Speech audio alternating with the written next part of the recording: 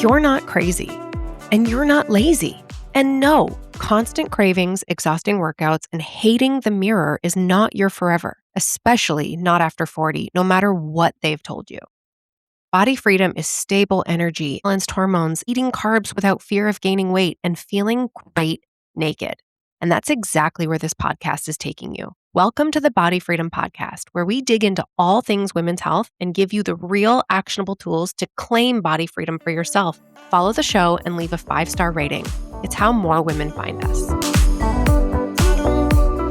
Dr. Amie Hornaman, widely known as the Thyroid Fixer, is a functional medicine practitioner, speaker, and founder of the Advanced Thyroid and Hormone Clinic, serving patients across the US and Canada. After battling her own thyroid misdiagnosis, fatigue, weight gain, hormone chaos, she made it her mission to uncover why so many people are told they're normal while still feeling awful. Host of the Thyroid Fixer podcast and creator of the Fixer supplement line, her goal is simple: help you fix fatigue, brain fog, stubborn weight, and reclaim your energy, confidence, and life. Thank you, Amie, for joining me today. I'm excited to have this conversation with you. As we were saying in the green room, thyroid is often overlooked when it comes to perimenopause and menopause, whether you're talking functional medicine or conventional medicine. So welcome, and why don't we start with your story? Oh my goodness. Well, thank you so much for having me on the show. And as you can hear from my voice, I've been talking a lot about thyroid, right? It's such an important topic. And the reason why I'm so passionate about it is because of my own story, my own pain to purpose story. So if I go back, oh goodness, this is 25, 30 years ago, I was a competitor. I was an athlete. I was competing in bodybuilding, fitness, and figure. I knew how to fuel my body. I knew how to lose weight. I knew how to get my body into basically the top shape, right? Lean, muscular, standing on a stage in a bikini. It's craziness, but that's what I did. This one show I was getting ready for, the scale kept going up and not down. Now, I'm sorry. You might not be a calories in, calories out kind of person, but when you're eating a limited amount of calories and you're burning it twice a day at the gym, you would think, you know what? The body is going to release this fat. It's certainly not going to put on extra fat. Come on. How does that happen? It's not logic. It's not logical at all. But my body was doing that. It was literally laying down fat in all over. Just all over. And it kept going up, and I had no control over what my body was doing. So every time I got on the scale, I'd look down, I get depressed because it was going up. I had to report to my coach. He's looking at me thinking I'm cheating on donuts and stuff. I'm like, no, dude, I'm doing all the things. I'm doing exactly what you have written down for me here. What is happening with my body? And he had no answers. He didn't know.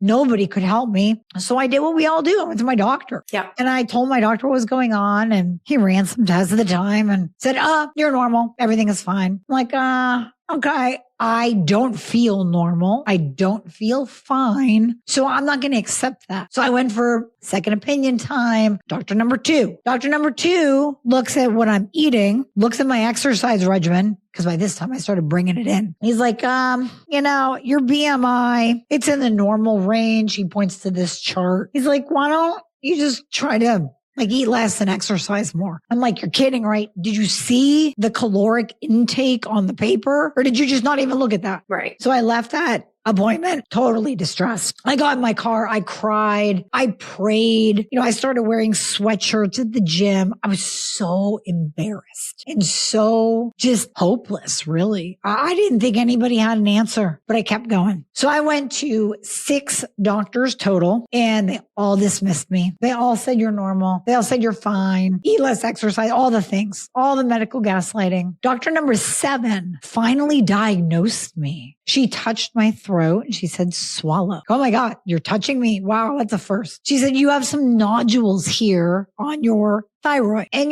based on these numbers, it's looking like you have hypothyroidism. We're going to give you a pill. And I was like, hell yeah, well then let's do this. So I left her office. I'm like, oh my gosh, I have a pill, Michele, and it's going to fix me. I know it. I'm going to lose the weight. This is awesome. And I gave it 5 months, no change. Nothing, no weight loss whatsoever. So I did some Dr. Googling because that's, what we do as well. And, Dr. Google teaching me that this pill that she gave me is T4, totally inactive. I'm like, okay, wait, I'm taking this inactive thyroid hormone. Okay. And there's this active thyroid hormone over here called T3 and that comes in a pill too. So turns out some doctors will use both of them together. It's like, yeah, that makes sense. Yeah. So I went back to her and I said, there's this active thyroid hormone, T3. You gave me the inactive thyroid hormone, T4. Why don't we do both? She goes, that's not standard of care. Oh, yeah. I don't do that. I've heard that many times. So many times.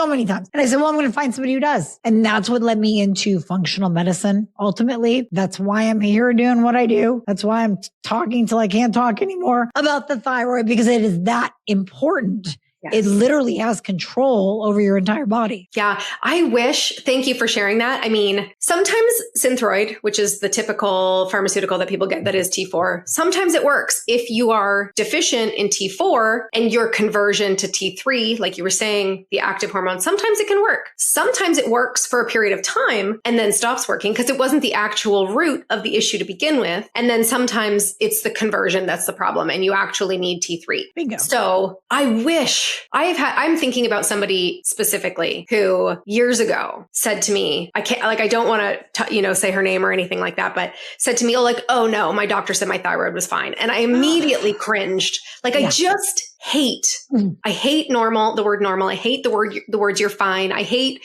work out more, eat less. I hate that unless you're going to put up a fight, that doctors just won't look deeper until you say, I can't get out of bed. I'm so exhausted.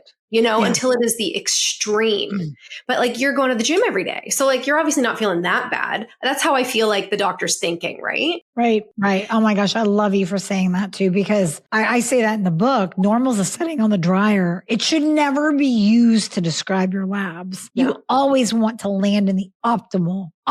We don't want to just be standard. We don't want to be normal. We want to be our best version of ourselves. Yeah. And I even think that, I don't think anybody would argue that, even if they weren't, into fitness shows. I've done fitness shows as well. I've trained for all of that. We have a very similar story. But even if they don't, actively work out like you did, or actively say, no, I'm not putting that junk in my body, but just like a regular person who just cares about their health. If you ask them, do you want to be in optimal health? Most people would say yes, because the alternative means disease. No thanks, right? No. But yet our doctors say everything's normal. We are just so easily either don't know how to ask more questions, or we just sort of blindly trust that's the end of the story. So we just say, oh, okay, I'm normal. This is just my normal now. I turned 40. I've gained 20 pounds. That's just normal. Yeah. Right? I have a story for that. So I was sitting on a plane. You always do the small talk with the person next to you on the plane. And the woman is telling me, oh, I have a thyroid problem too. And I said, hey, what are you taking? She said T4. And she goes, oh, yeah, I'm doing great. I'm doing fine. It's working. And I'm sitting there going, okay, half of your hair is gone. I can see your scalp, and no judgment, but you're about 75 pounds overweight. There's body positivity, and then there's obesity that is detrimental to our health. But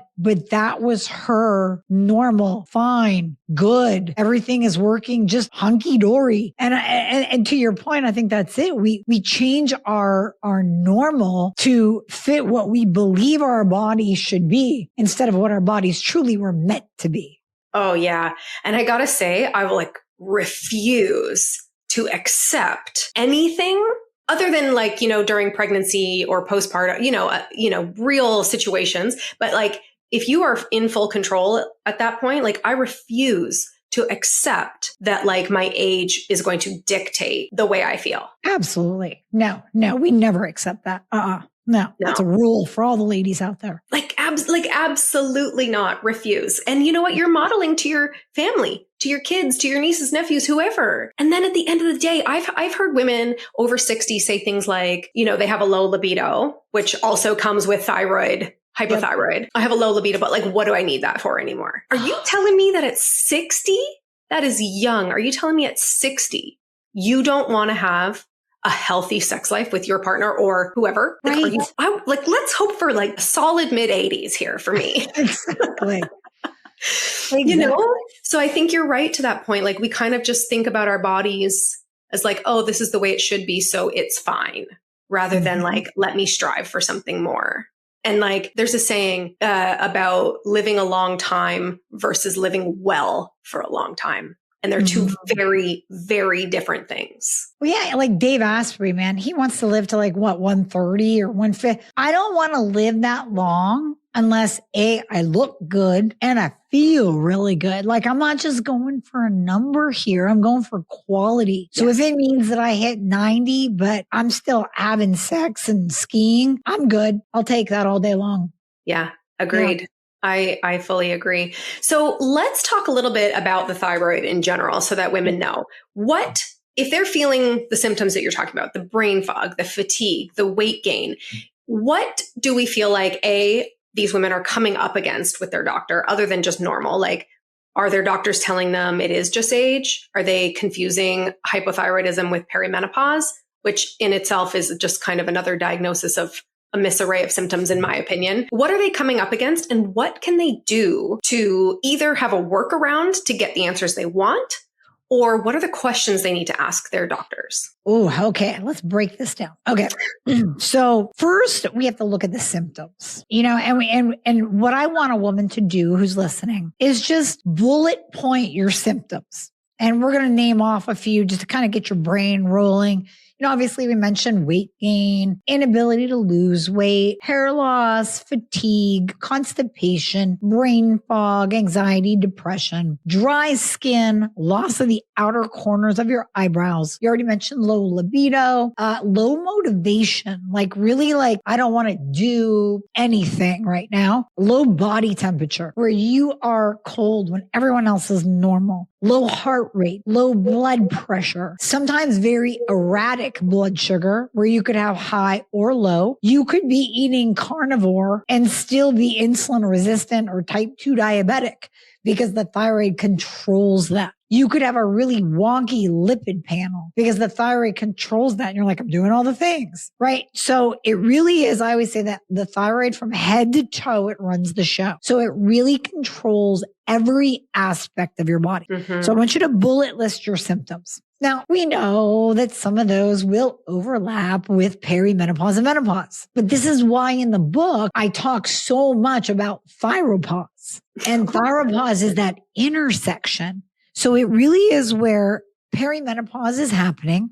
And by the way, none of us are getting out of that. Yeah. Like no one yet has figured out how to age like Benjamin Button. So until they do, we're all going to go through perimenopause and menopause. So what do we know? Our hormones start to decline. Progesterone drops off first. Testosterone follows. Estrogen, well, that goes on a wild roller coaster and then it drops off a cliff later on. That hormonal chaos is enough to turn on the Hashimoto switch. So when we say Hashimoto switch, we're talking about the autoimmune form of hypothyroidism. So low thyroid function. Your immune system thinks that your thyroid gland is a bad guy and it goes out and likes to attack. So that's what Hashimoto's is. And what that does is it slows down your thyroid. It makes you hypothyroid. So when we're in this hormonal chaos, that switch, that autoimmune switch can stay in the off position for a while and then something flips it. This could be pregnancy, another time in a woman's life of hormonal chaos. Or it could be perimenopause, menopause, where those shifting hormones then bring on hypothyroidism. So now you have an overlap. Before maybe you just had perimenopausal symptoms, but now you have both.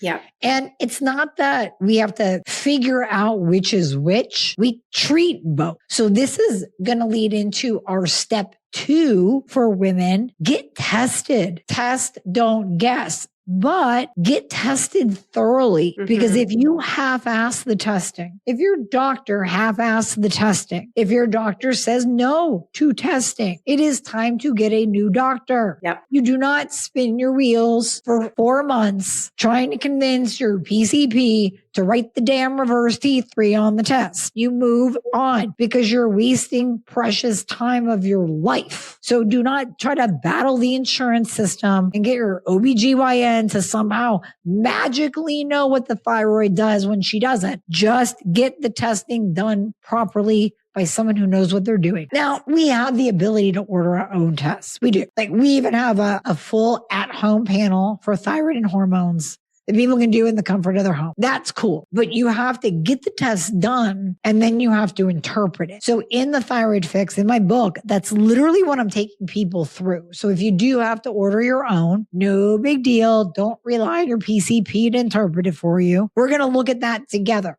So you have all the data, and now we're going to look at it and say, is this just normal or is this optimal? Right. Optimal is where we want you. We want you in that beautiful optimal range that we know this is where you are going to feel your best. So I would say that's step 1 and step 2. I don't want to go too far in case you want to unpack anything there. Yeah, I think that, I think that going to your doctor with a planned conversation is so important. So listing out your symptoms, because it's really easy for women. I've done it. I literally hear it in every single woman's story that they can almost gaslight themselves. They dismiss, the tiredness from a bad night's sleep. I've got young kids, they dismiss the hot flashes at perimenopause. Fine, whatever. Maybe that's a piece of it. Like you said, they dismiss the low libido as like, this just happens in your 40s. You've been married 10 years. Like, it's just what it is. I'm trying to think of what else. Anxiety, depression, just like a confidence piece, right? Maybe you aren't as confident as you were at work, in your early 20s, 30s. People like to just say to themselves, oh, well, I'm 40 and I'm feeling it, or I'm 50 and I'm feeling it, or, and we just don't think that all of the symptoms are connected. So we think of them as one-offs. So go make a list. Say, doctor, I know you got 10 minutes with me. This is what I want to talk about today. And go in with real intentions right then and there. If your doctor is not willing to address all of that together, or if they just say, oh, well, it sounds like perimenopause, don't accept it.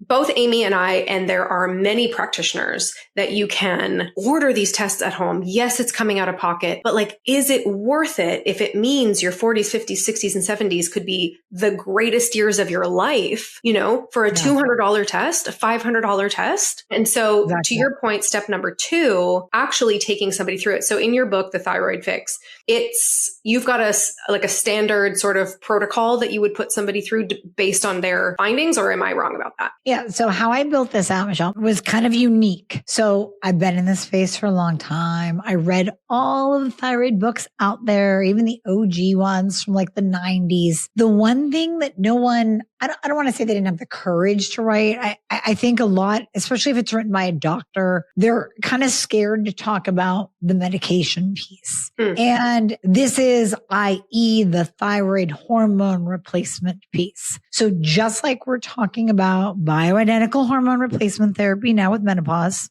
and perimenopause, we have to open up that conversation to include thyroid hormones now, because we can't put thyroid hormone replacement into this bad medication category.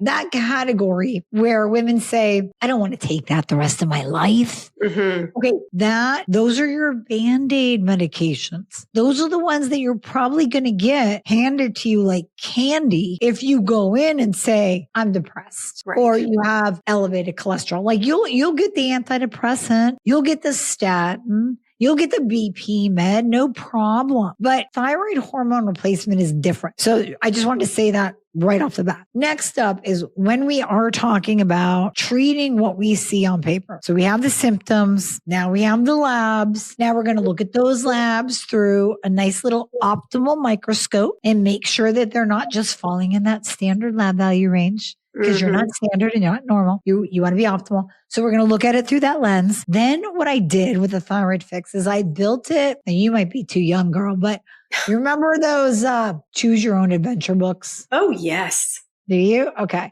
Well, you look like you're in I'm your loving late where this is 20s. going. So, so I didn't think you were old enough to remember, but for my peeps out there that do, and you do. So I take people through this choose your own adventure. So on the one hand, let's say we're going to use an example. Let's say Susie Q is on your standard of care Synthroid medication for her hypothyroidism that was diagnosed 5 years ago. And Susie has all the symptoms. I mean, she can't lose weight. She's doing all the things. She's tracking her macros. She's incorporating in fasting. She's got every adrenal and gut healing protocol on Instagram that there is. And she is frustrated, right? So she gets her labs done, all of the labs. For the first time in her life, she gets all of the thyroid labs done. And she sees this marker that her doctor never tested before called reverse T3. And that reverse T3 is an 18. So we go to the book. We go, okay, I am on T4 and my reverse is an 18. What do I do? Boom, go over here. Because of what you're taking and because of what your reverse T3 says, what we need to do is lower your dose of T4. Yes, I said lower. Your doctor is going to be like, let's keep increasing it. You have symptoms. Let's go up, up, up, up. No. Because reverse T3 is putting your body into survival mode. And the only thing that's converting to it is all that T4 that you're taking and all that T4 that your doctor keeps increasing. We don't do that. We're going to lower your T4 and then we're going to bring in that active thyroid hormone that I fought for, T3. And we're going to bring that in maybe like 5 micrograms twice a day. And then we're going to work at slowly titrating that up. Then we're going to retest. So you get to retest, come back to the book and go, okay, now my reverse T3 is a 9. Okay, good. We're going to move over here then. All right, what's your free T3? Well, free T3 is still like a 2.9. That's okay. We now know that your T4 dose is correct. You're Right. converting properly. Now we might just bump up a little bit T3 and you're going to be optimized in no time. And so that's literally how we guide the reader through the process of literally knowing. And I know this is going to blow the minds of doctors everywhere because God forbid a patient actually know the medication and dose that they need, right? Can you imagine? Holy cow. But we are going to teach you exactly what your body needs. Because you know what? You're allowed to know what your body needs. Someone else does not actually have to dictate that for you. They might have to write the script, Sure. but they don't have to have the final say because you can learn what your body needs when we're talking about the thyroid. I promise you. So that's exactly how I walk readers through knowing exactly what their body needs. I think that is absolutely incredible. I think that, well, that's like a game changer. Obviously, I feel like a little bit speechless to think that there is a resource like this for women out there. I also love that it's okay. So we tackled the first problem. So you're on this dose of T4, your reverse T3 is 18. Okay, great. Here's the solution for that. And then we look at it again. And then you can go back and you can say, okay, now this is my dose of T4. Now my T3 is up. Okay, great. Where do I go from here? It's not like it doesn't sound like a resource that you just like pick one and that's it. And now you're stagnant there. You can keep utilizing the reference points that you have created for women. Yes. I think it's brilliant. So when you service the US and Canada, are you like a telehealth company, that kind of thing? Yep. So we do telehealth, thyroid and hormones. That is our specialty. And I always encourage people, like when you are looking to work with someone for your thyroid or for hormones, you got to look for someone that specializes in it. Oh, big time. I also talk about that. I don't know if you've run into this in dealing with your clients, but I write about this in the book. Thank God we have functional medicine right now, but there's a lot of, we'll call them jacks of all trades, masters of none. Where it's like, I do functional medicine. I do autoimmune and mold and Lyme and thyroid and hormones and gut and adrenals and skin and brain and poop and this and that. It's like, what do you do well? Right. What do you actually focus on? Right. So you really want to be working with someone. And that's what we do. I'll scream it from the rooftops. I'm like, we are not a Lyme specialty practice. Right. If you have really bad Lyme, work with a Lyme specialist. We do thyroid and hormones. So yes, that's what we do. And that's what we really hone in on. we'll do anti-aging, we'll do the peptides because that all kind of combines, but we really, really focus on optimization of thyroid and hormones. Amazing. Okay. So we've talked about the medication, and I say that again, here's the context. Medication, people kind of get freaked out. Let's call it a supplement of thyroid hormone. That's what we'll call it. Okay. Even though technically it needs a prescription, but it's not falling into the category, like you said, as like an antidepressant, anti-anxiety, or a statin. Right. So we've talked about that piece. Now, somebody comes to you or their doctor and they actually test for antibodies. And let's say a client's panel comes back and yes, they are diagnosed Hashimoto's.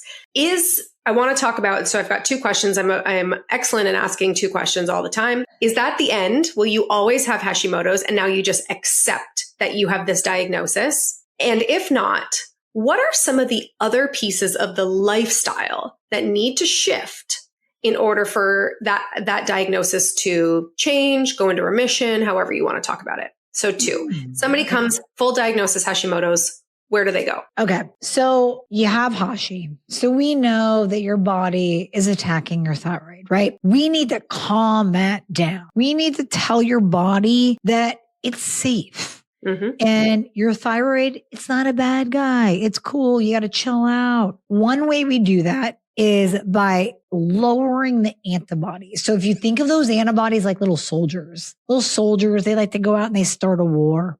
So we want to reduce the amount of soldiers that we have. We can do that by black cumin seed oil, which I love. I have seen people go into full remission of Hashimoto's using just black cumin seed. Now it has to be standardized for 3% thymoquinone. I always like to say that because there was one podcast I did. I was talking about black cumin. And somebody ultimately posted, like, I found this on Amazon. It's 50% thymoquinone. I'm like, then that is 100% fake because you can't even have 50% thymoquinone.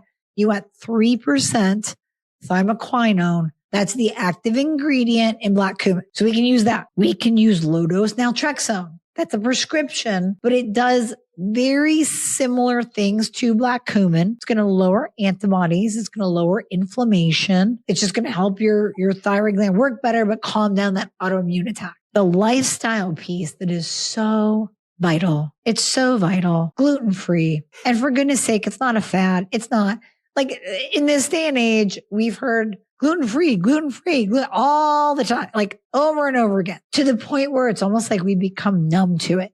Like, oh yeah, that person's gluten-free. Sure. But there's a reality to it when we're talking autoimmune and when we're talking about the thyroid, because if we look under a microscope and we look at that gluten molecule, it looks in structure very similar to the thyroid gland. So your little soldiers that are programmed to think that your thyroid's a bad guy, whenever you eat gluten, your soldiers get that message and they're like, wait, there's something coming in the body. Looks like the thyroid gland. I don't know, guys. What do you think? Should we start a war? I mean, like that's what we're supposed to do, right? And your soldiers will launch an all-out attack every time you eat gluten. Now, you might be sitting there going, well, my stomach doesn't hurt. Like, it's not about just your gut. When we're talking about an autoimmune flare, it could be that you get all the hypo symptoms. It could be that you gain 5 pounds because now you just tanked your T3 production. It could be that you get migraines. You could get a rash. You could get other autoimmune conditions. So you want to go gluten-free when you have Hashimoto's if you want to have any chance whatsoever at putting that into remission. Can it be done? Yeah, it can. I will also say you'll always be a Hashimoto patient. Just because they go to zero temporarily doesn't mean that you can now start treating your body like a circus. So if you do all these things and you push your antibodies to zero, and then you're like, well, that was fun. Now I'm just going to have the pizza and the donuts. Well, then it's going to come back.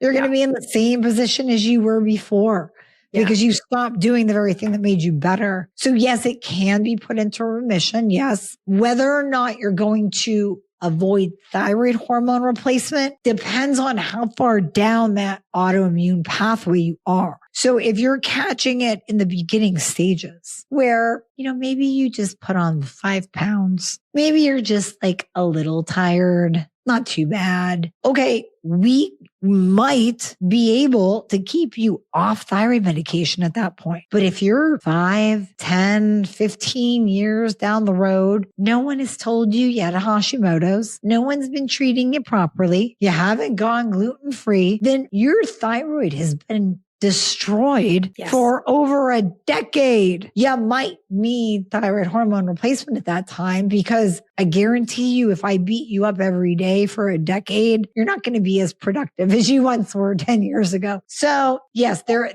is a time. I mean, we never stop working on putting Hashimoto's into remission, but we also don't say, well, that's all we're going to do.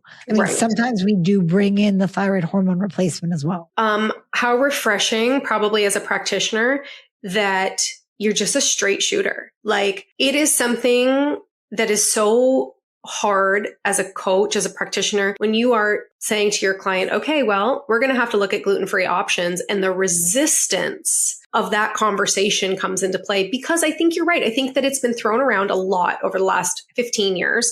And people have become resistant to the idea because they're just not they just won't be that person. The person who goes out with their girlfriends to a restaurant and says, oh, no, I'm gluten-free. It's almost like people are annoyed by it, right? And so they don't want to be that person. I have heard that from many women that I've worked with over the years. They don't want to be that woman. And in my head, I'm like, my God, I would rather be that woman. First of all, your friends are probably not judging you, because they're too busy thinking about themselves. And if they are judging you, that's not your friend. You're doing something for your body that hurts nobody else and actually makes you feel better. That's like a crazy thing to me. Anyway, people really underestimate what the food choices they can make do for their bodies. Like you said, you may not be able to avoid thyroid hormone replacement therapy if it's too far gone. But you can still make yourself feel a whole hell of a lot better if you just choose the gluten-free option. Yeah. There are so many options out there. My house is a gluten-free house. Yep. I never had Hashimoto's. I didn't even ever have hypothyroidism. I just notice outside of the digestive piece, like you said, my rings don't fit as well.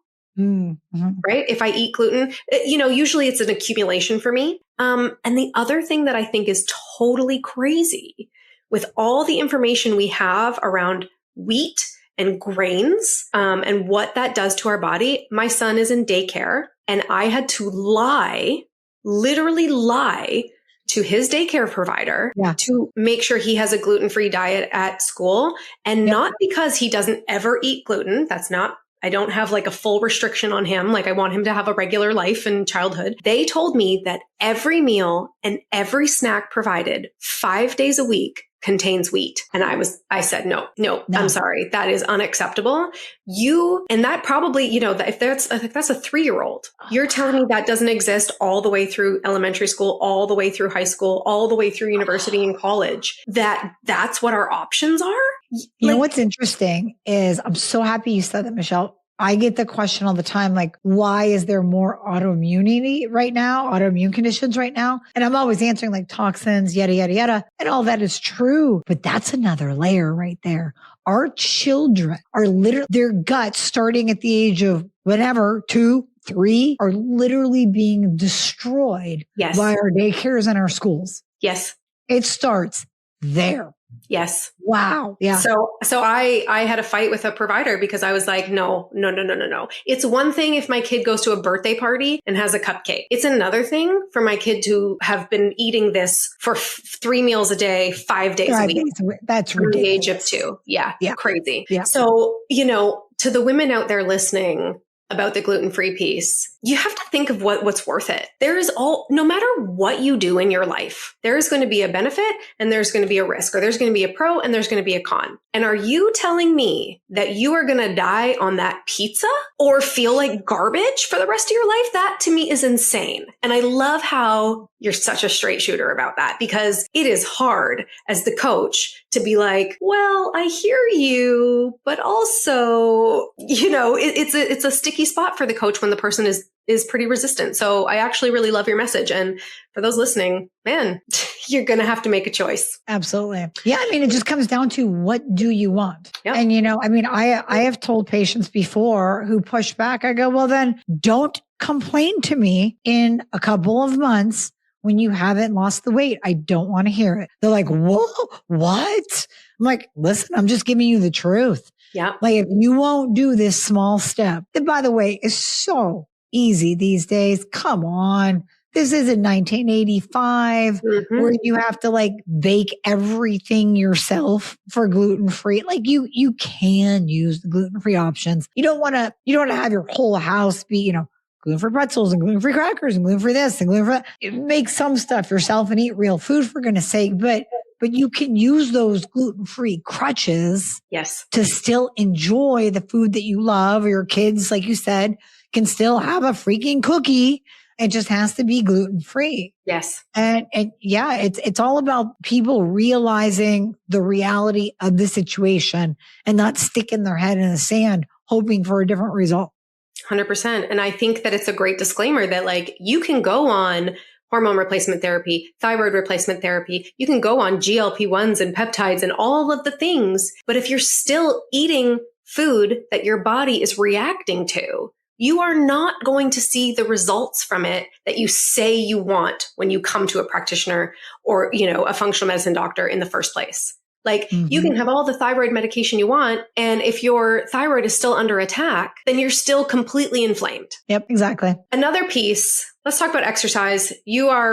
I assume you're a personal trainer, but I don't know if that's actually correct. At one point in your life, would you have said a personal trainer or were you just training with one? Yeah, no, I did do some personal training too, because I think it naturally occurs. Like you start competing and then everyone's like, what do you do? Will you do me a workout plan? So I naturally kind of became like a personal trainer and nutritionist and helping girls get ready for shows.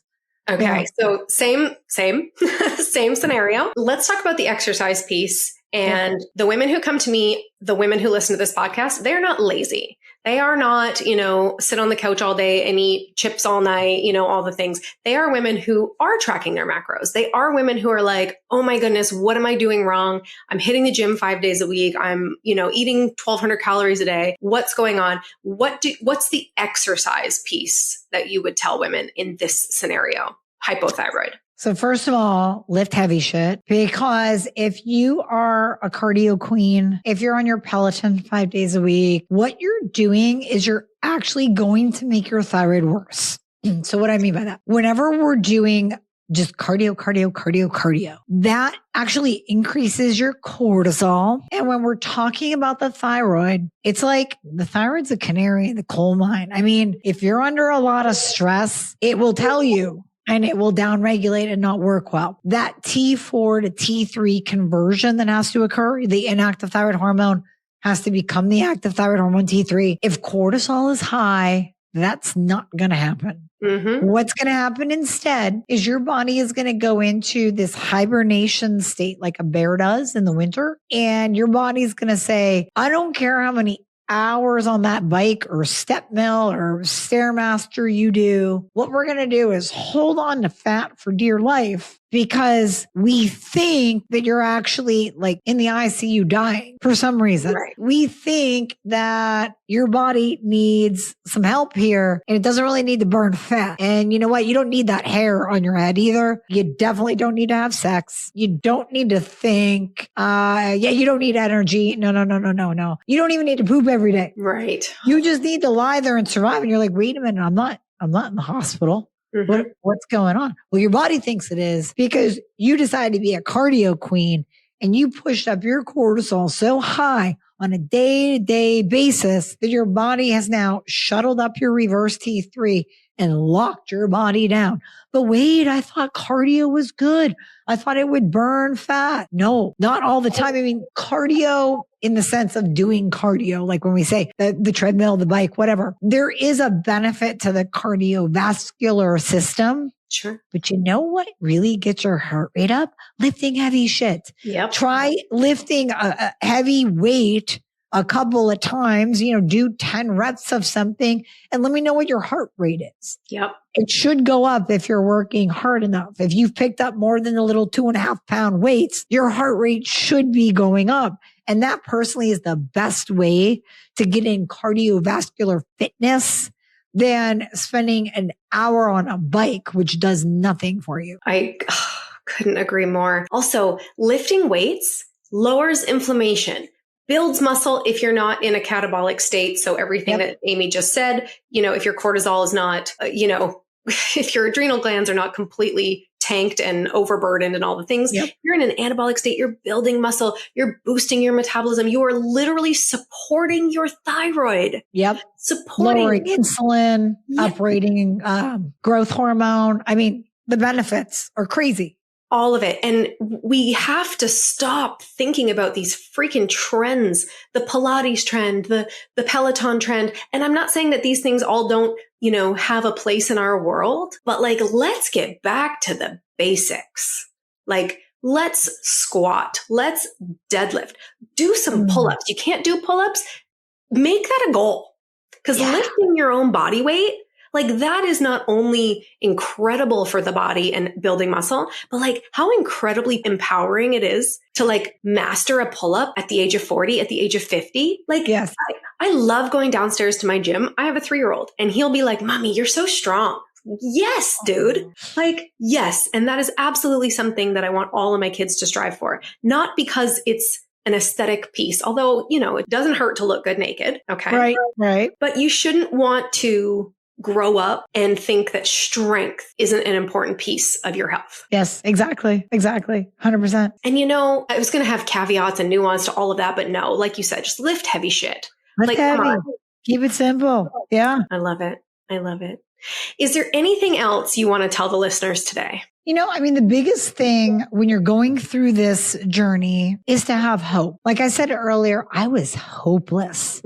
I didn't know where to turn. We didn't have podcasts back then. I had a dial up internet. We didn't have ChatGPT. We didn't have anything. So have hope that this will get better. It absolutely will.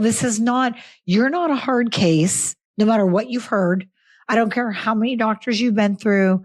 I don't care if you've seen functional and integrative medicine and they told you you're a tough case. You're really not. The right person can figure you out. Now, the book is absolutely going to help you. And then if you need additional help, we're here. We already said, the Advanced Thyroid Hormone Clinic, we got you. We can prescribe to all 50 states. We got you covered. But my goal in writing this was really to put the power back into the patient's hands, into the women's hands, so that they could figure out, so you listening can figure out exactly what your body needs to get to that next level, so you can live this life of vibrance and vitality and energy, and you're not gaining weight looking sideways at a brownie anymore, and you can go on vacation and not dread the aftermath of your clothes being tight. That's where you should live. And like I say, you deserve to be the badass human that you're meant to be. And in getting there, it really takes thyroid and hormone balance to run your body the proper way. So have hope, keep going.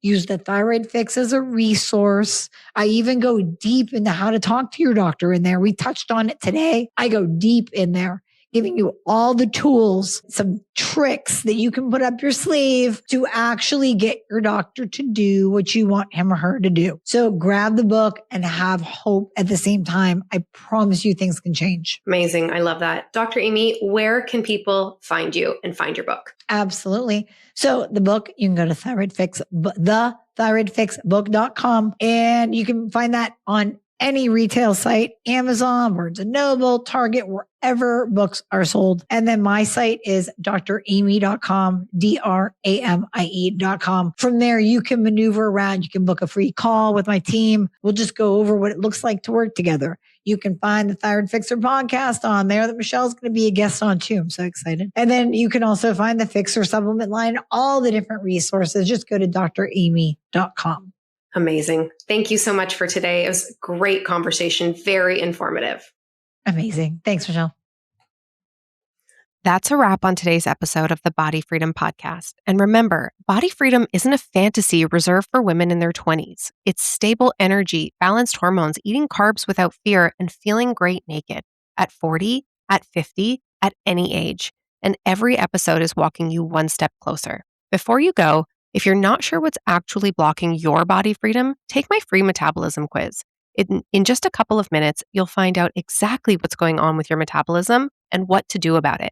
The link is in the show notes. And if today gave you even one shift, tap follow and leave a 5-star review. It's genuinely how more women find this show and start claiming body freedom for themselves. I'll see you next week.